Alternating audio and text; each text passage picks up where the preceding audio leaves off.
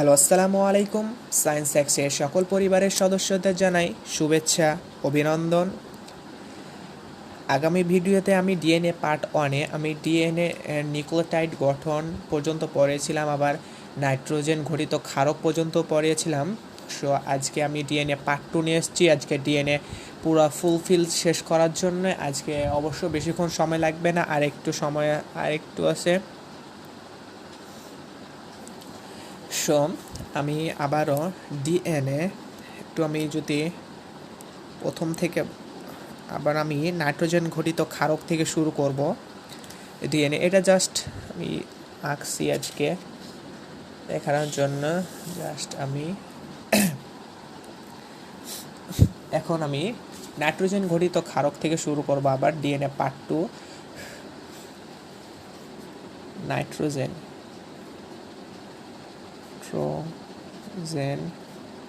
গঠিত ক্ষারক। ক্ষারককে ইংরেজিতে কি বলে? বেস বলে, তাই না? Base, BASE, base. বেস অর্থাৎ ক্ষারক।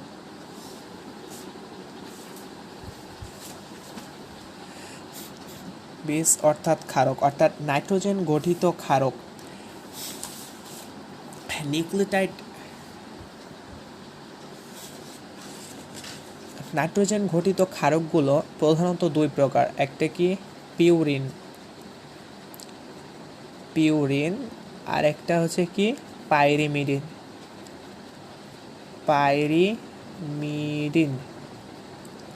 নাইট্রোজেন ঘটিত ক্ষারকগুলো সাধারণত দুই প্রকার, একটা পিউরিন আর একটা পাইরিমিডিন। ডিএনএতে 4 প্রকারের নাইট্রোজেন ঘটিত ক্ষারক পাওয়া যায়। ডিএনএতে 4 প্রকার নাইট্রোজেন ঘটিত ক্ষারক পাওয়া যায়। একটা হচ্ছে অ্যাডেনিন, আরেকটা হচ্ছে গুয়ানিন, আরেকটা সাইটোসিন, আর একটা থায়ামিন। এগুলো আমি আগের ভিডিওতে বলেছি। আজকে জাস্ট পুনরাবৃত্তি করছি নাইট্রোজেন ঘটিত ক্ষারকটা, কারণ পরবর্তীতে নিউক্লিওটাইডের গঠনগুলো বোঝাতে যে এটা কাজে দিবে, এই বেসিকগুলো কাজে দিবে। অর্থাৎ পিউরিনের মধ্যে পড়ে অ্যাডেনিন আর গুয়ানিন পড়ে পিউরিনের মধ্যে, আর পাইরিমিডিনের মধ্যে পড়ে সাইটোসিন আর থায়ামিন। নাইট্রোজেন ঘটিত ক্ষারকগুলো মনে রাখার জন্য আমি একটা শর্ট ট্রিক্স বলে দিয়েছিলাম যে আমি যদি ডিএনএগুলোকে সিঁড়ির রেলিং হিসাবে সিঁড়ির সাথে তুলনা করি, তাহলে ডিএনএর এই সুতাগুলো, নিউক্লিওটাইডগুলো আমি সিঁড়ির রেলিং ধরলাম, আর নাইট্রোজেন ঘটিত ক্ষারকগুলো সিঁড়ির ধাপি ধরলাম।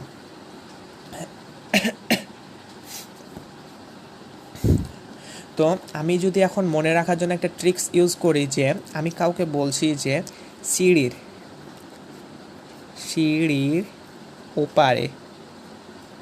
ওপারে না দিয়ে আমি ওই দিকে দিলাম, কারণ এখানে ওই দিকে দেওয়াতে একটা সুবিধা পাওয়া যাবে। আমি দেখাচ্ছি, ওই দিকে গেলে থাপ্পড়। সিঁড়ির ওই দিকে গেলে থাপ্পড়। এর শর্ট ট্রিক্স অনুযায়ী যে সিঁড়ির সিএ কি পাওয়া যায়? সাইটোসিন পাওয়া যাবে। সিঁড়ির সিএ সাইটোসিন পাওয়া যাবে। ওইদিকে এখান থেকে আমি অ্যাডেনিন পাবো। জাস্ট এটা মনে রাখার জন্য শর্ট ট্রিক্স। গেলে কি জি আসছে না, গুয়ানিন পাচ্ছি, সেক্ষেত্রে থাপ্পড়ে কি টি পাচ্ছি, তাই সেক্ষেত্রে থায়ামিন পাচ্ছি। তাহলে এখানেই আমরা পেয়ে গেলাম নাইট্রোজেন ঘটিত ক্ষারকগুলা। ডিএনএতে যে 4 প্রকারের নাইট্রোজেন ঘটিত ক্ষারক পাওয়া যায়, এটা জাস্ট শর্ট ট্রিক্স হিসাবে ইউজ করতে পারো তোমরা। এখন আমি কি বলেছিলাম যে আবার পিউরিন 1 রিং বিশিষ্ট এবং পাইরিমিডিন 2 রিং বিশিষ্ট, অর্থাৎ পিউরিন 1 রিং বিশিষ্ট। আমি পিউরিন 1 রিং বিশিষ্ট, জাস্ট না, এটা না, এভাবে জাস্ট পিউরিন হচ্ছে 2 রিং বিশিষ্ট। এর আণবিক গঠনটা হচ্ছে এরকম। আর পাইরিমিডিন পাইরিমিডিন। পাইরিমিডিন এক রিং বিশিষ্ট। আমি প্রথমে একটু ভুল বলেছিলাম। পাইরিমিডিন এক রিং বিশিষ্ট। এর আণবিক গঠনটা হচ্ছে এরকম। এই বেসিক দুইটা অনেক কাজে দিবে একটু পর। এগুলো জাস্ট আমি আবারও পুনরাবৃত্তি করলাম, কারণ এই বেসিকটুকু আমি কাজে লাগাবো। সো অ্যাডিনিন, থায়ামিন এগুলো তো আমি আগের ভিডিওতে বুঝিয়েছিলাম। সো আজকে আর আমি পুনরাবৃত্তি করছি না, কারণ ভিডিওটা অনেক বড় হয়ে যাবে। সো আবার এখন আমি চলে আসছি নিউক্লিওটাইড এর গঠন নিয়ে, যে ডাবল হেলিক্স সুতাটা গঠন করছে কিভাবে সেটা আমি এখন দেখাবো। যে প্রথমে নিউক্লিওটাইডের আমি অণু এঁকেছিলাম, যে একটা প্রথমে অক্সিজেন থাকবে, প্রথমে অক্সিজেন, দেন পঞ্চভুজ আঁকতে হবে, পঞ্চভুজ আঁকলাম। এগুলো কি? এগুলো কার্বন নির্দেশ করবে, প্রত্যেক কোণা একটা করে কার্বন নির্দেশ করবে। এক কার্বন, 2 কার্বন, 3 কার্বন, 4 কার্বন। আর বলেছিলাম যে 5 কার্বনটা একটু স্যাভেজ টাইপের, সো ও একটু আলাদা থাকতে পছন্দ করে, সে 4 নাম্বারের সাথে একটু সম্পর্ক থাকবে। 4 নাম্বারের সাথে 5 নাম্বার কার্বনটা এখানে থাকবে একটু বাইরে, আর 5 কার্বনের সাথে একটা ফসফরাস যুক্ত হবে, ফসফেট যুক্ত হবে। আর 1 নাম্বারের সাথে কি নাইট্রোজেন ঘটিত ক্ষারকগুলা, বেশগুলো গঠন যুক্ত হবে। এখানে আমি দিয়ে দিলাম। এভাবে এটা হচ্ছে একটা নিউক্লিওটাইডের গঠন। আবার এভাবে অনেকগুলো নিউক্লিওটাইড গঠন করে পলিনিউক্লিওটাইড গঠন তৈরি করবে, যেটা ডিএনএর সুতাগুলো তৈরি করে।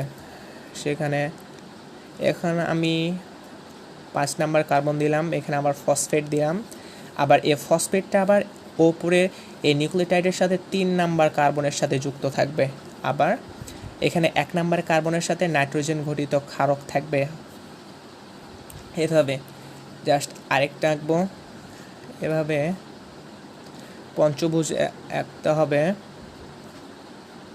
দেন 1 নাম্বারের সাথে নাইট্রোজেন ঘটিত ক্ষারক, দেন আবার 4 নাম্বারের সাথে 5 নাম্বার কার্বন যুক্ত হলো, 5 নাম্বার কার্বনের সাথে ফসফেট যুক্ত হলো, ফসফেট আবার এখানে 3 নাম্বার কার্বনের সাথে যুক্ত হবে।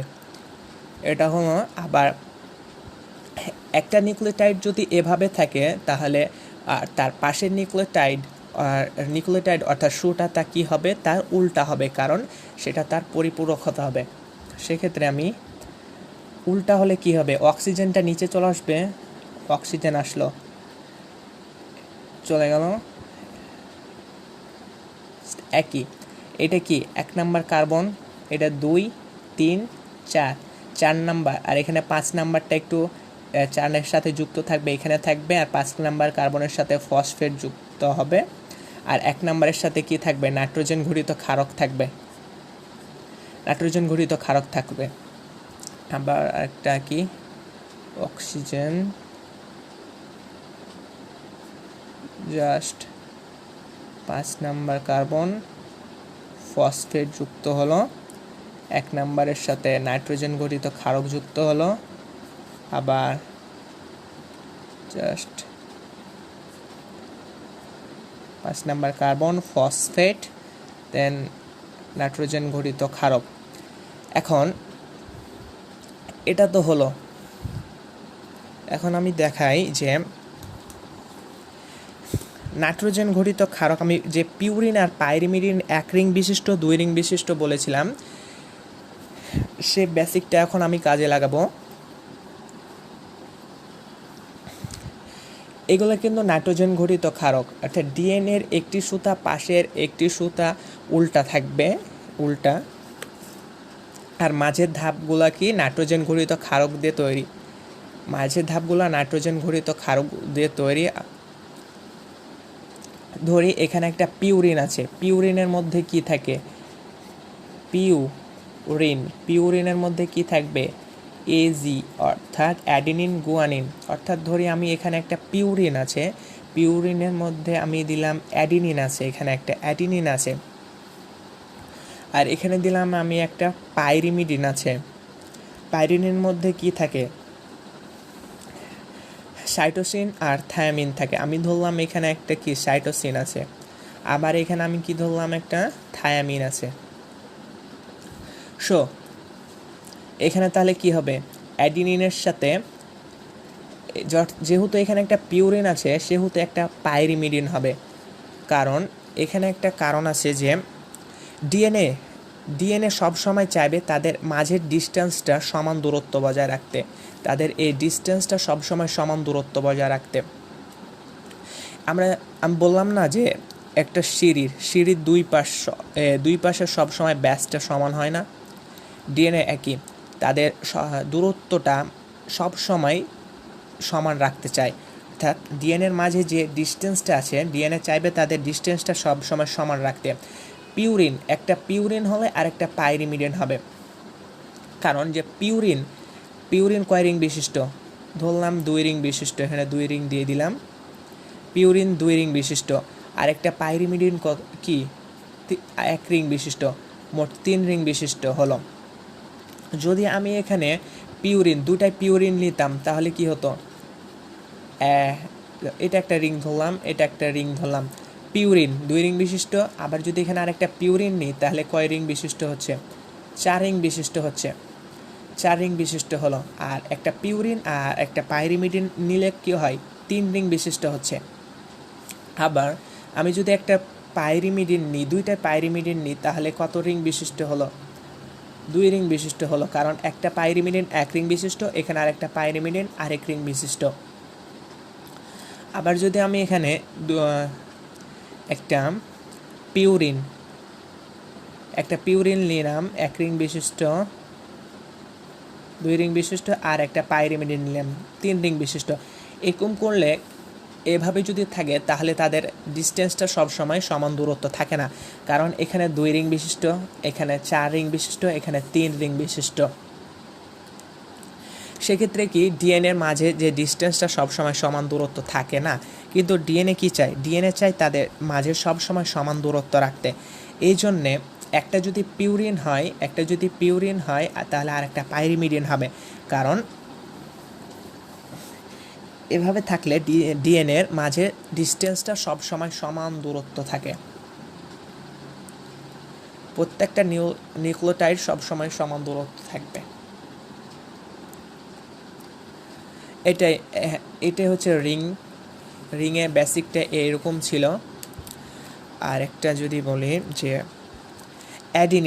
অ্যাডিনিনের সাথে বিজ্ঞানীরা পরীক্ষা করে দেখেছেন যে অ্যাডিনিনের সাথে সবসময় থায়ামিন থাকবে, কিন্তু অ্যাডিনিনের সাথে থায়ামিন সবসময় ডাবল হাইড্রোজেন বন্ড দ্বারা যুক্ত থাকবে। আবার বিজ্ঞানীরা দেখেছেন যে সাইটোসিনের সাথে সবসময় গুয়ানিন যুক্ত থাকে, সেটা ট্রিপল হাইড্রোজেন বন্ধন দ্বারা গঠিত। এখন হাইড্রোজেন বন্ধন কি, যে বন্ধনে হাইড্রোজেন ব্যবহৃত হয় তাকে হাইড্রোজেন বন্ধন বলা, সহজভাবে এটা বললাম। আবার একটা যদি থায়ামিন থাকে, থায়ামিন কি অবশ্যই অ্যাডিনিনের সাথে যুক্ত হবে, সো এখানে একটা অ্যাডিনিন হবে, তাদের মাঝে ডাবল হাইড্রোজেন বন্ড থাকবে। সো আমি আবার রিভিউ করছি যে একটা যদি পিউরিন হয়, ডিএনএর যদি একটা নাইট্রোজেন ঘটিত ক্ষারক পিউরিনের মধ্যে পড়ে তাহলে অবশ্যই সেটা আর পাশেরটা পাইরিমিডিন হতে হবে, কারণ কি অবশ্যই তাদের ডিএনএ চাই তাদের ডিস্টেন্সটা সমান দূরত্ব রাখতে, সবসময় সমান রাখতে ডিস্টেন্সটা। একটা যদি আর বিজ্ঞানীরা পরীক্ষা করেছেন একটা যদি অ্যাডিনিন হয় আরেকটা থায়ামিন হবে, আবার একটা যদি সাইটোসিন হয় তাহলে আরেকটা গুয়ানিন হবে, আবার যদি একটা থায়ামিন হয় তাহলে একটা আইডেনিন হবে। আবার অ্যাডিনিন থায়ামিনের সাথে ডাবল হাইড্রোজেন বন্ধন দ্বারা যুক্ত হবে, আবার সাইটোসিন গুয়ানিনের সাথে ট্রিপল হাইড্রোজেন বন্ধন দ্বারা যুক্ত হবে। এটা গেল, আশা করি এটুকু বোঝা গেছে। আমি পরবর্তীতে ডিএনএ নিয়ে আরেকটা অনেক বড় ভিডিও নিয়ে আসব, সেক্ষেত্রে আমি পুরো বেসিকটা এক জায়গায় উপস্থিত করব। আর কি থাকলো এখানে, এভাবে হ্যাঁ এখানে কিন্তু একটা ফসফেট, এই ফসফেটটা কিন্তু এখানে 3 নাম্বার কার্বনের সাথে যুক্ত থাকবে। ফসফেটগুলো বললাম না সবসময় 3 নাম্বার কার্বনের সাথে যুক্ত থাকে ফসফেট। একটা একটা নিউক্লিওটাইডের ফসফেট অন্য নিউক্লিওটাইডের ফসফেটের অন্য নিউক্লিওটাইডের 3 নাম্বার কার্বনের সাথে যুক্ত থাকে।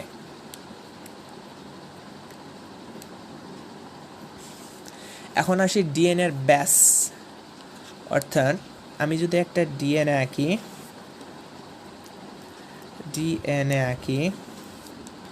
ডিএনএর মধ্যে যে এরা নিউক্লিওটাইড সিঁড়ির ধাপ, আমি এখন ডিএনএ টুকাকে আমি সিঁড়ির সাথে তুলনা করছি। এগুলো কি সিঁড়ির রেলিং আর এগুলোর সিঁড়ির ধাপ। এখন একটা রেলিং থেকে অন্য একটা রেলিংয়ের দূরত্ব, অর্থাৎ সেটাকে আমি ব্যাস বলতে পারি, সেটার দূরত্ব কত হবে, অর্থাৎ একটা ডিএনএর নিউক্লিওটাইড অন্য এক ডিএনএর একটা নিউক্লিওটাইড অন্য একটা নিউক্লিওটাইড থেকে এই ব্যাসটুকু হবে 20 অ্যাংস্ট্রম। অ্যাংস্ট্রম জিনিসটা আমি পরে বলবো। এটা হচ্ছে 20 অ্যাংস্ট্রম হবে, অর্থাৎ ডিএনএর ব্যাস এটুকু হচ্ছে ডিএনএর ব্যাস, সেটা হচ্ছে 20 অ্যাংস্ট্রম। আবার কি আছে অ্যাংস্ট্রম, এখন ঘূর্ণন দৈর্ঘ্য, তাই না? ওই 3 4 5 না, আর একটু বড়োভাবে আঁকি এটা, তাহলে বুঝতে বেশি সহজ হবে। এটা একটা ডিএনএ,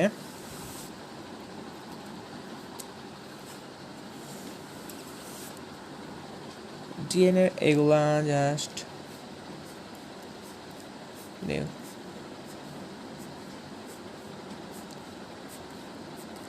1 2 3 4 5 1 2 3 4 5